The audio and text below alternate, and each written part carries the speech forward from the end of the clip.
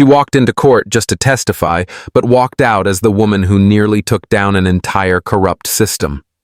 Naomi Blake, a quiet federal agent, was framed in front of the judge by the very cops she was secretly investigating. They thought she was just another black woman they could silence. But Naomi had a mission, and the truth was her weapon. How do you bring down men who control the courtroom itself? If this story grabs you already, hit like, share it with someone who still believes in justice. And now let's begin. You could feel it in the room like a storm building behind stained glass. Naomi Blake stepped up to the stand with a quiet kind of confidence. Not loud, not boastful, just steady. She wore a navy blazer, no jewelry, and not even a hint of makeup. She didn't need it. Her presence alone carried weight. But no one in that courtroom seemed to notice. Not really. A few jurors glanced up, then looked away. The prosecutor barely nodded. And at the defense table, Detective Ray Harlan leaned back in his seat, arms crossed, lips curled into a smug little grin. He muttered to his attorney loud enough for half the room to hear, "This is their star witness. She looks like she got lost on her way to the DMV." That got a few snickers from the back benches. Naomi didn't flinch. She raised her right hand, was sworn in, and took her seat at the witness stand. The court reporter clicked away in the corner. Judge Preston Vale adjusted his glasses and gave Naomi a look, one part curious, two parts dismissive. "You may begin," he said to the prosecutor. Naomi nodded once. "I was present near the 400 block of Blackwell Industrial Yard on the night of April 17th, she said clearly. "I witnessed what I believe to be an unlawful transaction involving Detective Ray Harlan and an unidentified male suspect." The defense attorney stood. "Objection, Your Honor. On what grounds does this so-called witness identify herself as a federal agent?" The judge raised an eyebrow. "Go on." The defense didn't waste a second. "This woman," he said, holding up a grainy video on a tablet, "has no documented affiliation with any federal law enforcement agency. In fact, this footage captured 2 weeks ago shows her receiving cash from a known felon outside a convenience store." Gasps rippled through the courtroom. Even some jurors looked shaken. Naomi's hands stayed still in her lap. She didn't blink. The defense walked slowly toward the bench. "We move to strike this witness entirely and file immediate charges for impersonation of a federal officer. This entire testimony is fraudulent." The judge looked down at Naomi hard. "Miss Blake," he said, voice tightening, "do you have any legal documentation to support your claim of being with the Bureau? In the gallery?" Harlan tilted his head and smirked. He wasn't even trying to hide it. One of his goons, Officer Burke, sat a few rows back and gave a subtle nod. This had been the plan all along. You could feel the tension crackling like live wire. But Naomi. She simply reached into the inner pocket of her blazer, slowly, deliberately. She pulled out a slim black ID wallet. With one smooth motion, she flipped it open and held it up. Gold badge, blue seal. Federal Bureau of Investigation. Judge Vale leaned back, startled. Naomi's voice cut through the room like a blade. Special Agent Naomi Blake. FBI, Field Operations, Chicago Division. The courtroom froze. The defense attorney paled. Even Harlan's smirk twitched. Just for a second. Naomi turned to the jury box, then to Judge Vale. Her voice didn't rise, but it resonated. "You brought me here to discredit me. You thought if you buried me under false footage and forged files, I'd fold. You tried to frame me in open court." Then she turned to Harlan, and her words landed like a gavel. "That was your last mistake." No one moved. No one spoke. Even the court reporter had stopped typing, because in that moment, the woman they all dismissed.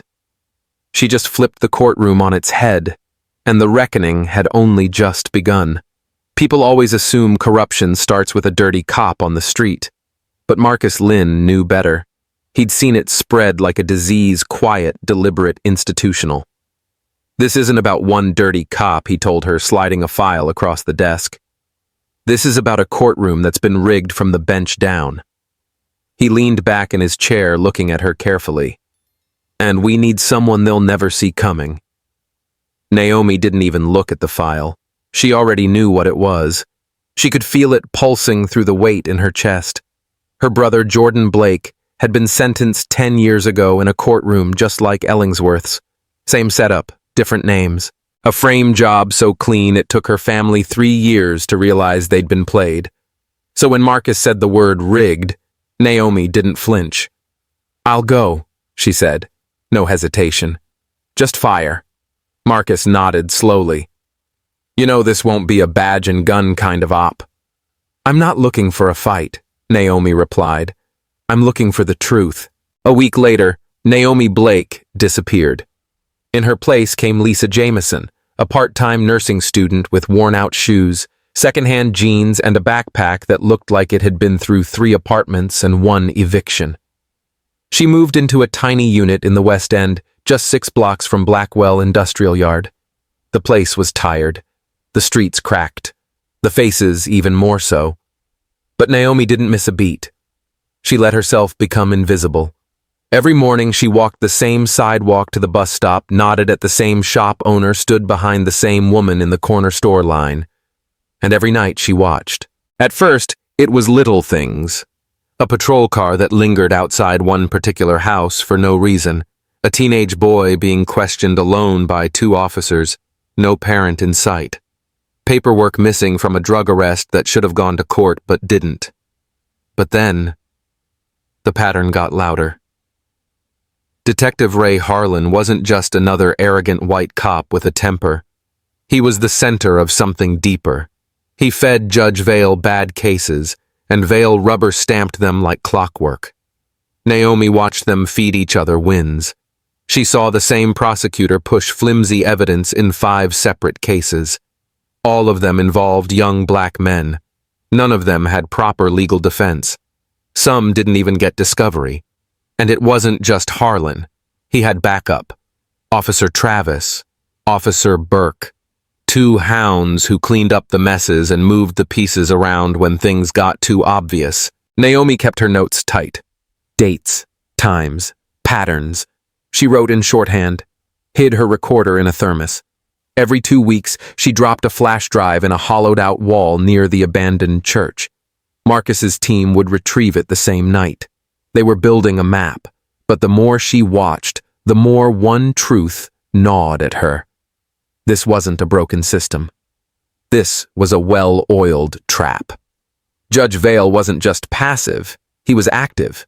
He instructed prosecutors on which motions to deny before hearings even happened.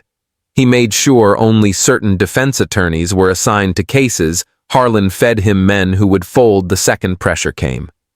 Naomi remembered sitting in the back of the courtroom one afternoon watching a teenage boy get sentenced to 8 years over a single bag of weed. No jury, no fight, just 3 people exchanging nods and pretending it was justice. That night, Naomi wrote just 1 line in her journal. "This isn't law, this is theater, and I'm done watching from the balcony." She'd gone into Ellingsworth to gather evidence, but what she found made her redefine her mission entirely. It wasn't just about exposing Harlan. It was about cracking open the whole rotten courtroom.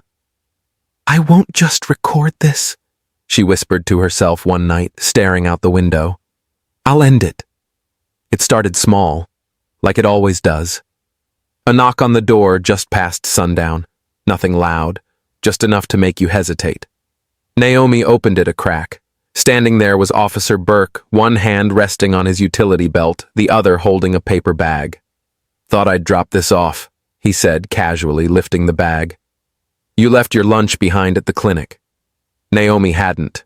She never brought lunch. She looked at the bag, then at Burke.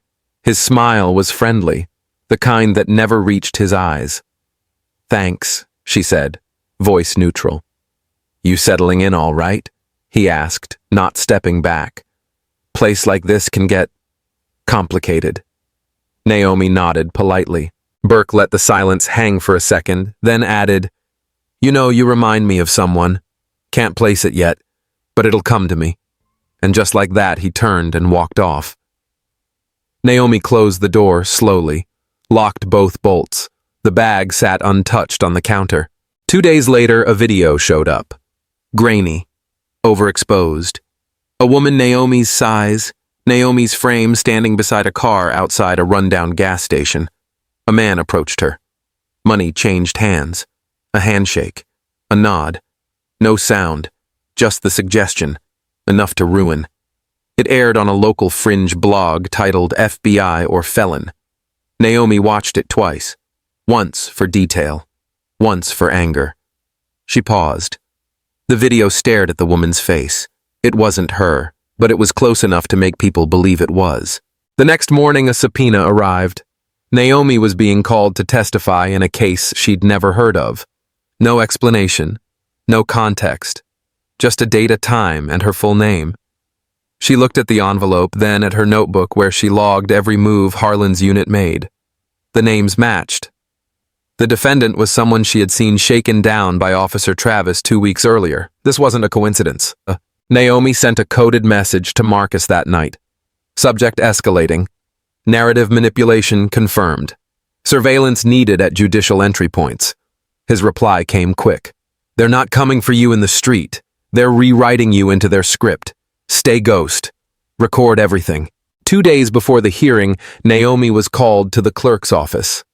Routine paperwork, they said. She waited 15 minutes in a stale, silent hallway. Then a woman stepped out from the side door, a clerk, mid-50s hair pulled tight, eyes sharp. She didn't introduce herself, didn't smile. She just handed Naomi a folder. You didn't get this from me. Inside were 3 versions of Naomi's court profile. 3.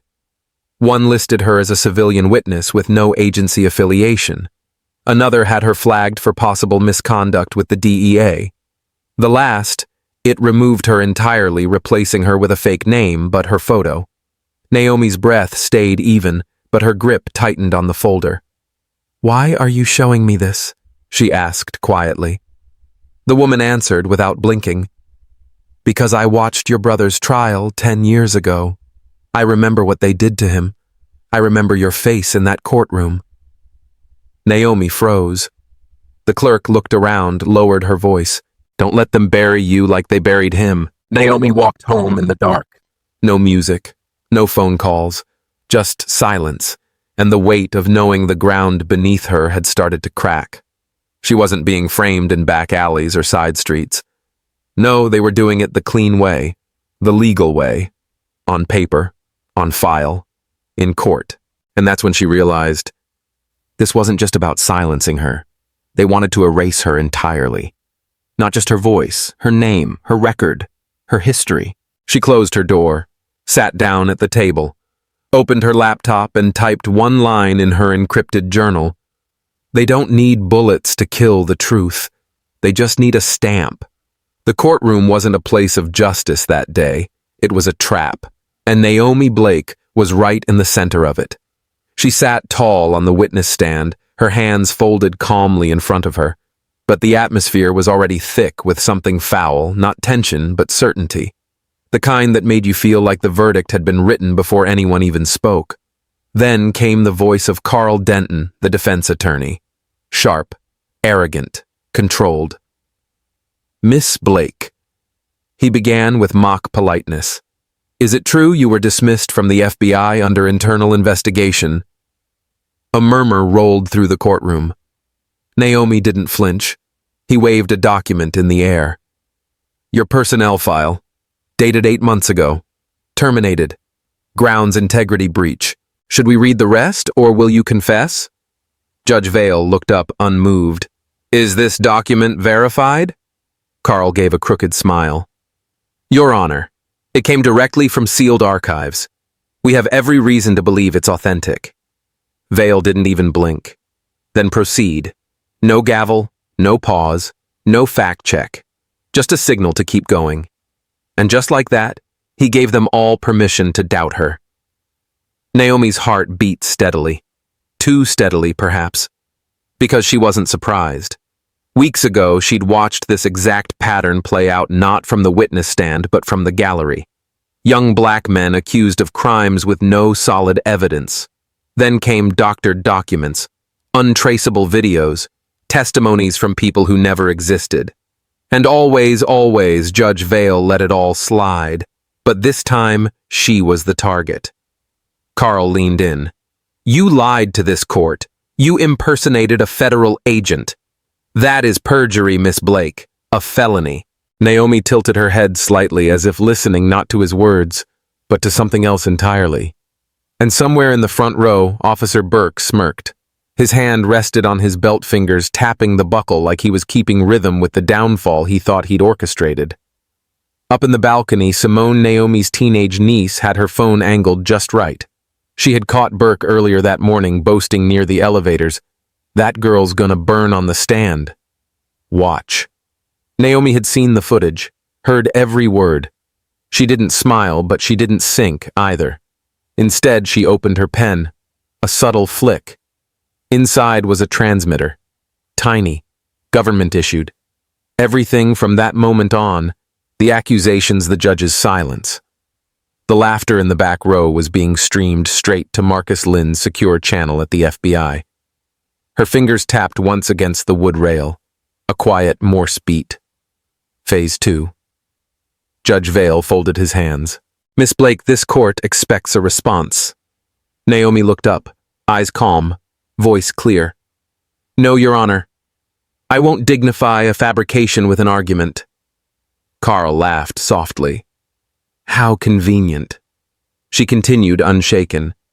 Because what matters isn't what I say. It's what I've recorded. Every word in this courtroom has been documented.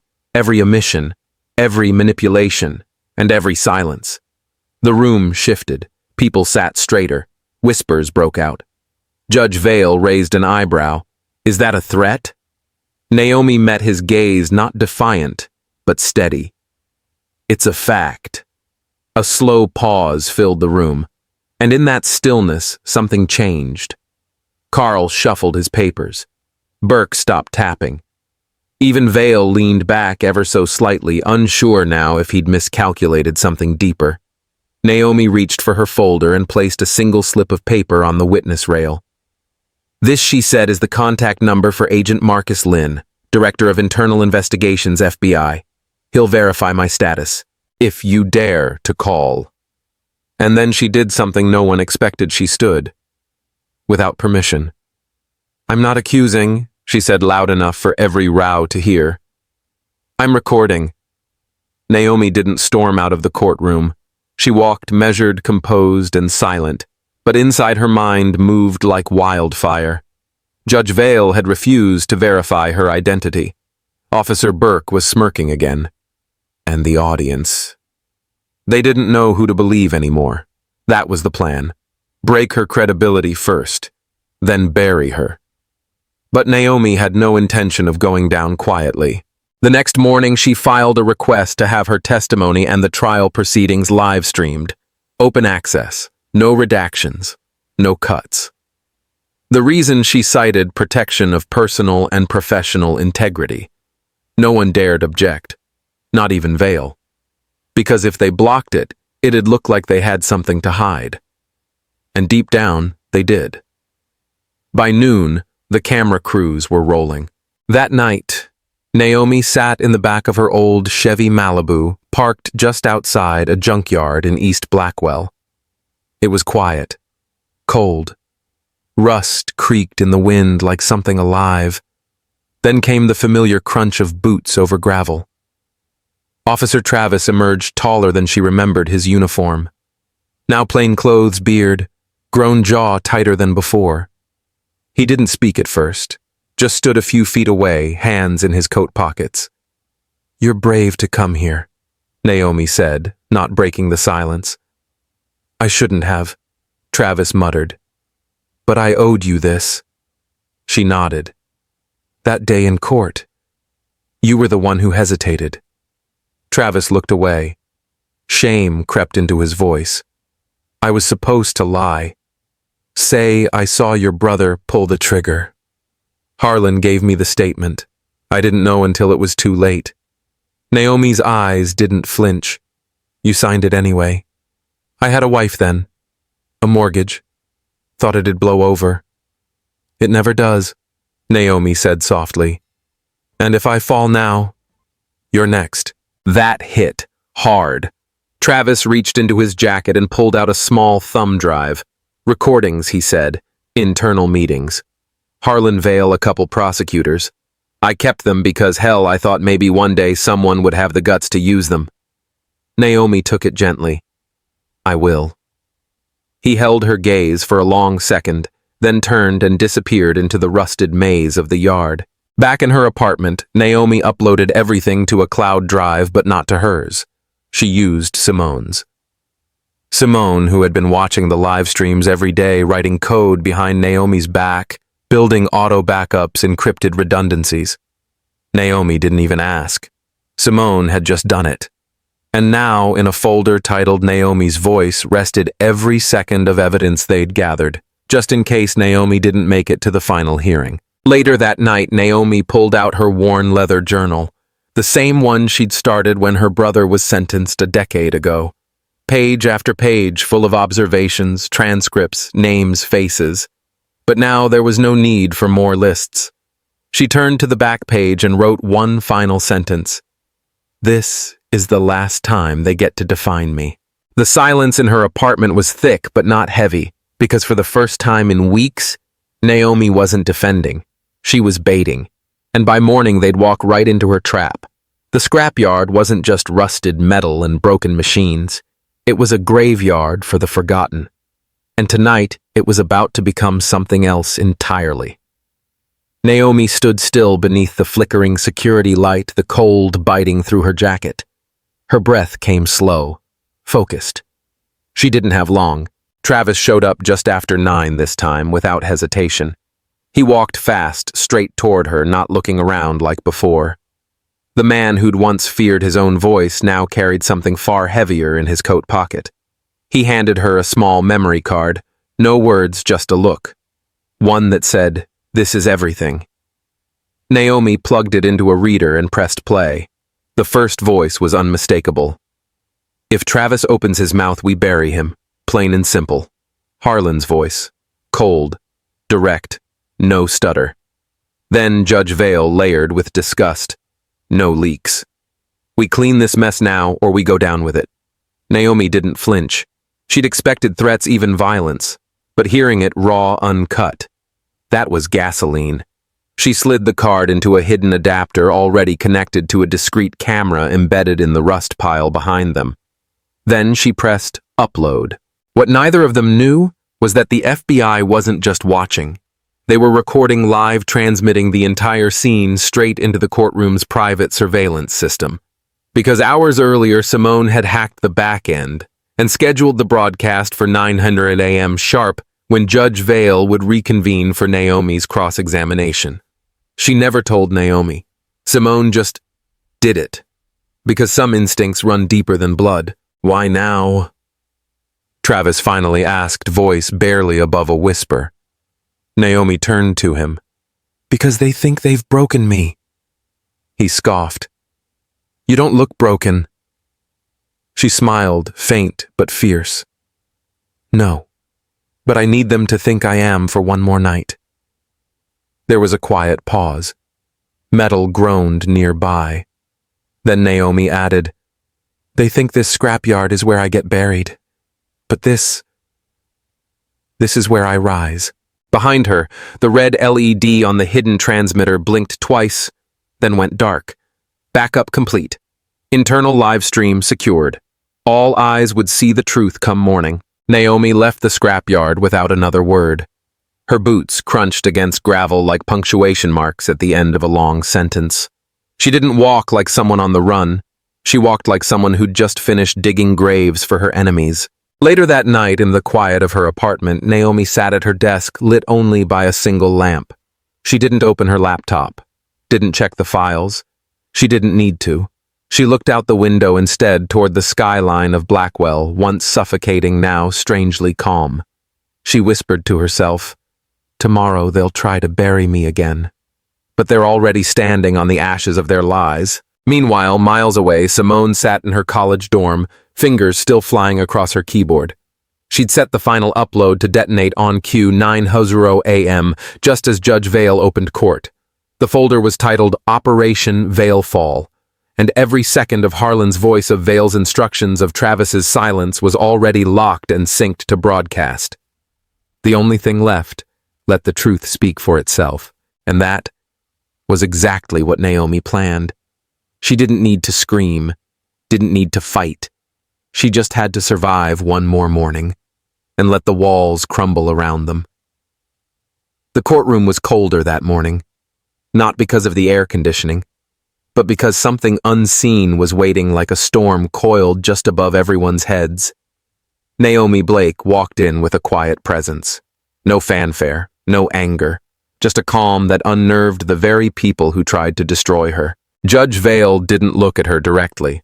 Neither did Officer Burke. And Harlan. He smirked, like a man who still believed the game was his. Naomi sat, hands folded, eyes steady. Her lawyer barely whispered. The prosecution started again, pressing the same accusation of falsified credentials, corruption, false testimony. And she let them. For nearly 10 minutes, she let them try to rewrite her life. Then she raised a hand gently. "Your Honor." Naomi said, her voice smooth but clear. "With the court's permission, I'd like to submit a short video into the record, something that occurred just last night." Judge Vale raised an eyebrow. "You have new evidence, I do, and I believe it speaks for itself." Without waiting for an answer, Naomi reached into her bag and pulled out a small remote. One click. The screen behind the judge flickered to life. And then it began. A dark scrapyard. Muffled wind, then came the voices, clear, undeniable. Harlan. "If Travis talks, he disappears. We've buried louder men for less." Vale's voice. "The witness is handled. The paperwork's clean. She burns on the stand tomorrow." Silence swept the room. One gasp, then another. People turned to look at Harlan. His face drained of color. He didn't blink, didn't breathe. Judge Vale stood abruptly. "Turn that off," he barked. But no one moved. Naomi spoke, her tone still calm. "The court granted me permission, Your Honor. Permission to manipulate this court with edited material." Vale shouted, voice cracking. "This is contempt." The doors opened. Officer Travis entered, slow, certain, wearing his uniform badge polished back straight. He stepped into the witness box without a word, then looked Judge Vale dead in the eyes. "The video's real, and I was there. Harlan threatened my life. Judge Vale ordered me to lie on the record twice." Gasps erupted like aftershocks. Even the bailiff looked stunned. Judge Vale's hand trembled as he pointed. This is manipulation. You've staged this entire..." Another voice cut through the courtroom like a blade. "No, Your Honor. What she's done is undo what you've buried for years."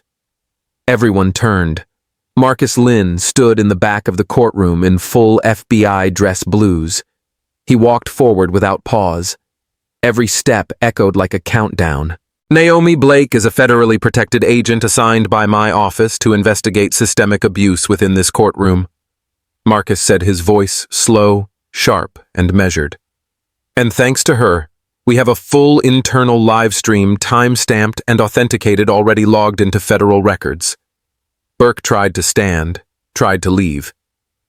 "Stay where you are," Marcus ordered. 2 U.S. Marshals stepped into the room from the side doors. Suddenly, everyone realized this wasn't just a hearing anymore. It was a takedown. Naomi stood, finally letting the calm fall from her face. Her eyes locked with Judge Vale. "You tried to burn me in your courtroom," she said softly. "But you set yourself on fire." She didn't yell, didn't gloat. She just told the truth, and that was louder than anything else that morning. As the marshals moved forward, Harlan dropped his badge on the floor. The metal clink echoed in the silence.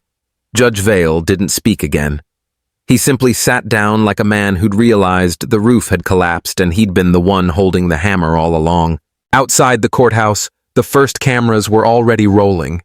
But inside the courtroom had turned into something it had never been before, honest. It didn't feel like a courtroom that day. It felt like a reckoning. No shouting, no slamming of gavels, just truth finally being spoken and listened to. The judge presiding over the sentencing wasn't Vale. He had been escorted out in handcuffs right in front of the very bench he once ruled with unchecked power.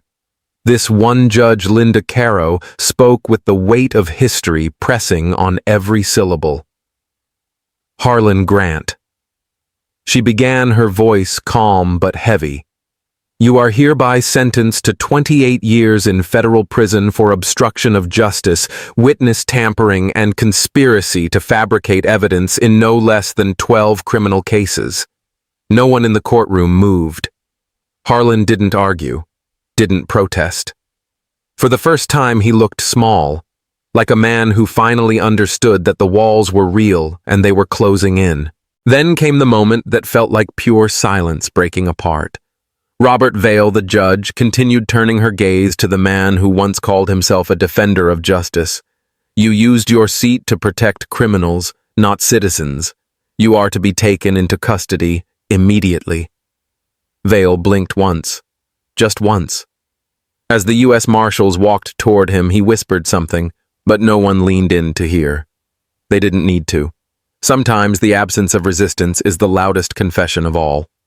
The metal cuffs clicked loud in the still room. Officer Burke, once smug, once proud, now stood with his eyes downcast. He didn't wait for the court to speak. Instead, he turned to the gallery, to no one in particular, and said quietly, I knew. I followed orders. I failed. And that was it. 3 men who once bent the law now stood beneath it. After the gavel fell for the last time that day, applause didn't break out. Tears did. Quiet ones. Relieved ones. From families who finally had answers. From young men who could finally clear their names.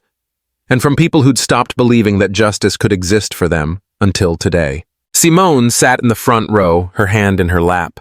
She didn't speak either. But when the judge mentioned her name formally, officially on the record, the whole courtroom turned to her. The court acknowledges Simone Blake for her critical role in uncovering and securing evidence that led to this conviction. Her bravery helped turn the tide. She nodded once, eyes wide and unsure, but brave just the same. Someone whispered behind her, That's Naomi's niece. And for the first time, people began to understand courage was contagious. But Naomi, she wasn't there for the applause. By the time the cameras flooded the steps of the courthouse, she had already slipped out the back exit. Same coat, same quiet walk, no entourage, no press statement. Just her and her silence. She wasn't avoiding the crowd. She was choosing peace. But just before she reached the alley, a familiar figure stepped into view. It was Mrs. Ellison, the same woman who once sat in the back row of Courtroom 3B clutching her son's photo. The same woman who never missed a day of testimony, even when it hurt. She didn't stop Naomi, didn't hug her. She simply looked her in the eye and said softly, You did what we thought was impossible. Naomi nodded. Her lips trembled, but only for a moment. Eyes red but dry. No dramatic exit. No final speech. Just one woman walking away from fire. After pulling others out of it. She passed a news van, its live broadcast blaring. In a landmark ruling today, 3 officials were sentenced for manipulating the justice system in what many are calling the most shocking courtroom scandal in the state's recent history. Naomi didn't look back. Her hand brushed the necklace under her collar, her brother's dog tag. Then she kept walking, into the dusk, into quiet. And for the first time in years, it didn't feel like running. It felt like freedom. When Naomi walked out of that courtroom, she didn't say a single word. No press, no spotlight. Just her quiet footsteps down the courthouse steps, the air heavy with something unspoken. But outside, something had already ignited. That night, a single clip of the courtroom eruption.